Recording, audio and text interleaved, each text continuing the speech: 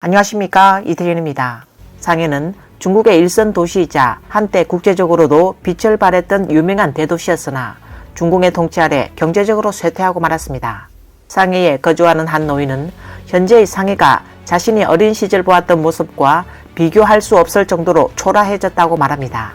그의 아버지는 고급 지식인이었고 그는 어린 시절 유복한 생활을 누릴 수 있었습니다.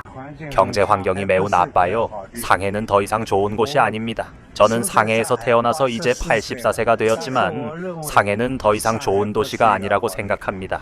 왜 그렇게 생각하세요? 뭐랄까, 분위기가 점점 더 나빠지고 있어요. 경제도 그렇고 경제가 좋아졌다고 말은 하지만 우리가 어릴 때 살았던 생활 수준과 비교하면 차이가 크게 나지요.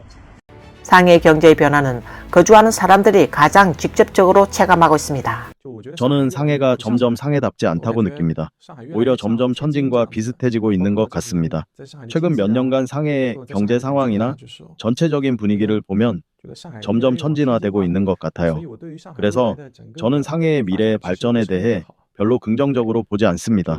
대체 언제부터 상해가 이렇게 점점 평범하고 무능한 도시가 되어버린 것인지 저도 모르겠습니다.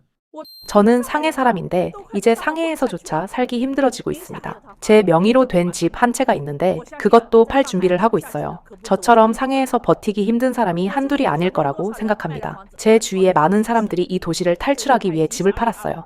이제 곧 2025년이네요. 어젯밤에 저와 친하게 지내는 한 팬이 이야기하길 손해를 얼마나 보든 상관없이 며칠 내로 상해의 집을 꼭 팔고 부인과 아이들을 데리고 신장으로 가서 목화를 재배하겠다고 하더군요. 그리고 한 번 떠나면 다시는 돌아올 생각이 없다고 했어요. 제가 말했죠. 그렇게 말하는 건 좀 아니지요. 그래도 상해가 당신의 고향이잖아요. 다시 상해 사람이 될 생각은 없나요? 그런데 그의 대답이 정말 저를 말문이 막히게 했어요. 어디 출신인지가 그렇게 중요한가요? 안정적인 일자리가 있고 가족을 부양할 수 있는 게 더 중요하지 않나요? 보세요. 지금 상해에서는 월급이 오를 기미가 없고 중년이 되어서도 해고당하는 사람들이 얼마나 많은지 아세요? 저는 상해에서 사는 게 점점 힘들어지는 것 같아요. 아침에 두유 한 잔, 만두 하나, 그리고 유태어까지 하면 기본 12안은 넘어요. 전자상거래의 영향으로 사람들은 온라인 쇼핑에서 저렴한 용품을 더 선호하게 되었고 이는 오프라인 매장의 사업에 큰 타격을 주었습니다. 상해에서는 상상도 못할 일이 벌어지고 있습니다. 요즘 상해에서 음식점을 운영하거나 오프라인 매장을 운영하거나 슈퍼마켓을 운영하는 사장님들이 가게를 접으려 하고 있습니다. 얼마 전 한 상해에서 담배 주류점을 운영하는 사장님이 저를 찾아와서 상담을 요청했는데 그는 계속해서 하소연했습니다. 요즘 오프라인 매장은 하루도 더 운영하고 싶지 않습니다. 하고 싶은 사람 있으면 소개해주세요. 지금 장사가 너무 안 돼서 매달 손해만 보고 있습니다. 그래도 가게를 운영하려면 매달 내야 하는 임대료와 직원 월급은 절대 미룰 수 없죠. 다행히 몇 년 전 취득한 담배 판매 허가증이 아직 유효해서 그나마 경제적인 부담을 조금이라도 덜 수 있지만 대체 언제까지 이 상황이 계속될지 모르겠습니다.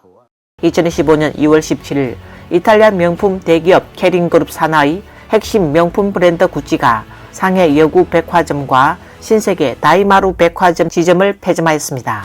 이로 인해 상해 내 구찌 매장은 7개로 줄어들었으며 명품 거리로 유명한 상해 난징시루에서는 현재 상해 흥농광장 내 단 한 개의 매장만 남게 됐습니다. 구찌의 이러한 조치는 많은 관심을 불러일으켰으며 이는 중국 경제의 중심지로 꼽히는 상해조차 과거의 화려한 영광을 더 이상 유지하지 못하고 있음을 보여줍니다. 현재 중국에서는 상해 같은 대도시뿐만 아니라 중공의 정치 중심지인 북경에서도 고군분투하며 살아가는 서민층이 늘어나고 있습니다. 새벽 4시에 노동시장을 본 적 있습니까? 여기가 바로 북경에서 가장 포용성이 강한 곳이라는 마지차오입니다. 자, 믿을 수 있습니까? 이곳에서 가장 많이 볼 수 있는 사람들은 60대 노인들입니다. 그들은 작은 배낭 하나에 전 재산을 담고 다닙니다. 새벽 4시, 영하의 날씨. 어떤 사람들은 아직 꿈속에 있지만 또 다른 사람들은 삶의 짐을 지고 길을 떠나고 있습니다. 이곳에서는 6위안짜리 아침 식사로 배를 채울 수 있습니다. 배불리 먹어야 일할 힘이 나기 때문입니다. 일자리를 찾는 사장님이 저에게 말하길 춘절 이후에는 비수기라서 오늘 최저임금은 8시간에 130위안 12시간 근무는 260위안이라고 했습니다. 택배 분류, 진흙 운반, 벽돌 나르기, 힘만 있으면 감당할 수 있다고 했습니다. 사장이 구인 공고를 외치는 순간 사람들은 그를 순식간에 둘러쌉니다. 마주차회에서는 적극적이지 않으면 굶어야 합니다. 목숨 걸고 경쟁해야만 더 많은 기회를 얻을 수 있습니다. 선택받는다는 것은 곧 오늘 하루 살아갈 수 있다는 의미입니다. 온라인에서 북경은 살기 좋은 곳이라고 하지만 너무 힘들다는 글을 본 적이 있습니다. 많은 사람들이 꿈을 품고 이곳에 오지만 결국 울면서 떠납니다. 저는 원래 북경 사람들은 모두 금수저를 물고 태어나 평생 먹고 사는 걱정 없이 사는 줄 알았습니다. 하지만 어느 댓글에서 북경 본토 사람들도 필사적으로 살아가고 있다라는 글을 보고 모든 것이 달라 보였습니다. 이곳이 바로 온라인에서 유명한 하룻밤 15위안의 당이 임대방입니다. 그들의 힘겨운 삶은 제가 상상했던 것보다 훨씬 더 처절합니다. 중국의 경제 침체는 전국적으로 확산됐습니다. 귀주성 귀양시의 한 남자가 현지 상황을 소개했습니다. 2025년은 그야말로 외식업 도산의 해라고 할 수 있습니다. 돈을 버는 건 고사하고 대부분의 가게는 본전조차 건지지 못하는 상황입니다. 여기 귀양 화과원 같은 곳만 봐도 오후 5, 6시 이후면 사람이 몰려들고 수십만 명이 거주하는 대형 주거 단지도 있지만 그럼에도 불구하고 식당들이 살아남지 못하고 있습니다. 산서성 타이위안시의 한 남자는 이렇게 말했습니다. 제가 장담할 수 있습니다. 지금 산서성 태원의 70% 이상의 사장들이 직원 월급조차 주지 못하는 상황입니다. 이 말을 하면 여러분은 믿기 어려울 수도 있겠지만 지금 규모가 큰 회사들도 줄줄이 감봉과 구조조정을 하고 있고 작은 회사들은 말할 것도 없습니다. 올해 살아남을 수 있을지조차 불확실합니다. 태원의 각종 상업용 오피스 빌딩을 보십시오. 임차인들이 한 달에도 한 번씩 바뀌고 있습니다. 저는 매일 여러 업계의 사장들을 만나고 있지만 그들 대부분이 온라인 대출, 사채 등의 빚을 안고 살아가고 있습니다. 이런 현실을 보면 현재 실물 경제가 얼마나 어려운지 짐작할 수 있습니다. 하지만 사장들도 어쩔 수 없이 버티고 있는 것입니다. 누가 빚을 잔뜩 떠안고 매일 돈을 이리저리 돌려막고 싶겠습니까? 오로지 회사를 생존시키기 위해서 버티는 것뿐입니다. 정말 앞으로 어떻게 될지 상상도 하기 어렵습니다. 사장들이 이렇게 고통받고 있다면 일반 직장인들의 상황은 더 나을 리가 없겠죠.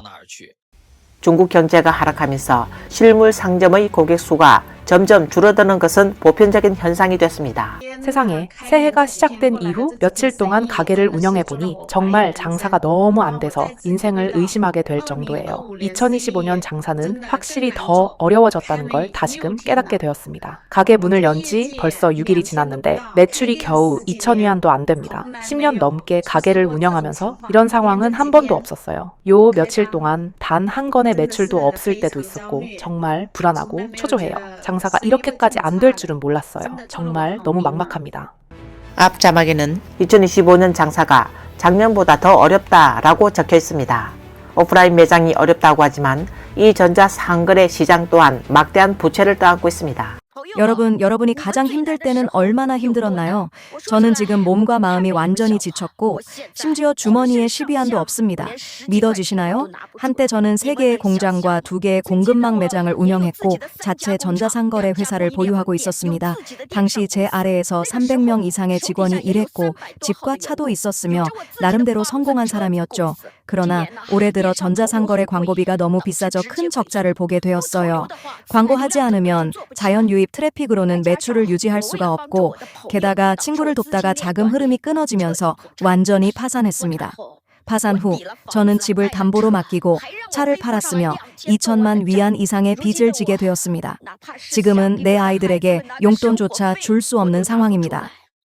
비록 중공 선전 기관인 중앙방송 뉴스에서는 중국의 형세가 언제나 밝고 희망적이다라고 보도하지만 현실에서 중국 국민들은 생활 속에서 겪는 어려움을 뼈저리게 느끼고 있습니다. 우리 네 가족은 한 달 식비로 1,000위안 정도면 충분해요. 그런데 우리가 뭘 먹는지 한번 보세요. 저녁에는 좁쌀죽, 찐빵, 배추 두부볶음. 우리는 한 가지 반찬에 찐빵과 좁쌀죽을 먹고 지냅니다. 여러분, 오늘도 가격이 싼 빵을 사러 왔어요. 2등급 제품이라 가격이 싸요. 보세요. 사람들이 전부 줄을 서서 빵을 사려고 난리가 났어요. 난리 났네, 난리나. 보이죠? 전부 빵을 사려고 몰려들었어요. 봉투 하나 줄게요. 안 그러면 어휴, 빵이 바닥에 다 떨어졌네요. 안타깝네요. 감사합니다. 봉투 더 있어요? 봉투가 2개밖에 없어요. 하나는 저분에게 줬어요. 대학생들은 한때 하늘이 내린 귀한 존재라 불렸습니다. 그들은 원래 패기가 넘치며 미래에 대한 희망으로 가득 차 있었습니다. 그러나 부모가 온 힘을 다해 키운 이 아이들이 쓰레기통에서 음식을 주워 배를 채워야 하는 현실은 너무도 가슴 아프고 눈물을 자아냅니다. 매일 구호만 외치고 경제가 잘 된다고만 하지만 여러분 이 설 연휴에 나온 저층 노동자들을 한번 보십시오. 일자리를 찾지 못하고 수입이 없고 밥을 먹을 돈도 없으며 잘 곳도 없어 처마밑이나 길거리에서 잠을 자야 합니다. 당국이 전부 빈곤에서 벗어나 부유해졌다라고 하지 않았습니까? 그런데 이 사회가 도대체 어떻게 된 걸까요? 대학생들도 일자리를 찾지 못하고 밥을 먹을 돈이 없어 길가에서 버려진 음식 찌꺼기를 주워 먹고 있습니다. 이 사회의 문제는 도대체 어디에서 비롯된 걸까요? 이것은 한 대학 졸업생의 소감입니다.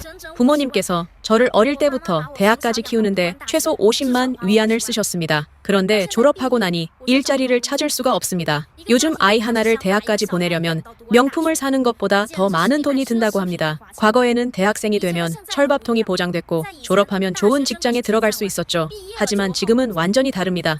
대학생이 너무 많아졌어요. 985, 211 같은 명문대 졸업자도 넘쳐나는데 저처럼 평범한 본과 졸업자는 더더욱 일자리를 찾기 어렵습니다. 대학생들이 취업을 못하는 것도 힘든 일이지만 더 어려운 건 실직한 중년층입니다. 이들은 위로 부모를 부양해야 하고 아래로는 자녀 교육을 책임져야 하며 많은 사람들이 무거운 주택 대출까지도 안고 있습니다. 직접 겪어보지 않으면 그 아픔을 모른다. 직접 칼에 베여야 그 고통이 실감난다. 방금 회사에서 도산을 발표했고 전 직원이 해고 통보를 받았다.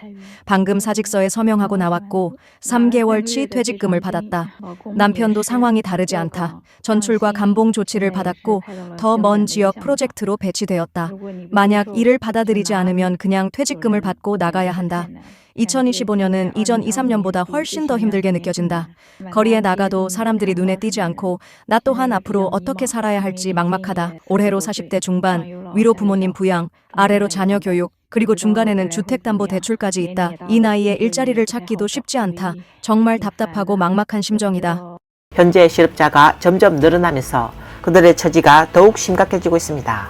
일자리를 찾지 못한 사람들, 혹은 일이 있지만 월세를 감당할 수 없는 사람들은 어쩔 수 없이 길거리에서 노숙할 수밖에 없습니다. 하지만 노숙조차도 쉽지 않습니다. 밤이 되면 길거리에 잠잘 공간조차 부족해지는 현실에 많은 이들이 절망하고 있습니다. 퇴근하고 집에 가야 하는데 내 자리로 가야지요. 그런데 이게 뭐야? 언제 여자 한 명이 와서 내 자리를 차지했지? 오늘 겨우 10분 늦었을 뿐인데 잘 곳이 없네. 이게 바로 현실이야. 에이! 무엇이 잘못되었을까요? 중국의 경제 침체는 중공 정권으로 인해 발생했습니다. 중공의 모든 계층의 관리들은 부패했고 중국 인민의 공경을 어떻게 해결할지 생각하지 않습니다. 중공 정권은 자신의 통치를 유지하는 방법과 인민을 더욱 깊이 착취하는 방법에만 관심이 있습니다.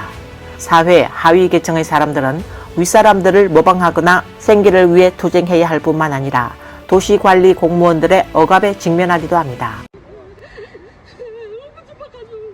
내려! 고난 속에 있는 중국 민중들도 중공에 질문을 던졌습니다. 중앙의 훌륭한 지도자님들, 40년대, 50년대생 어르신들을 한번 보세요.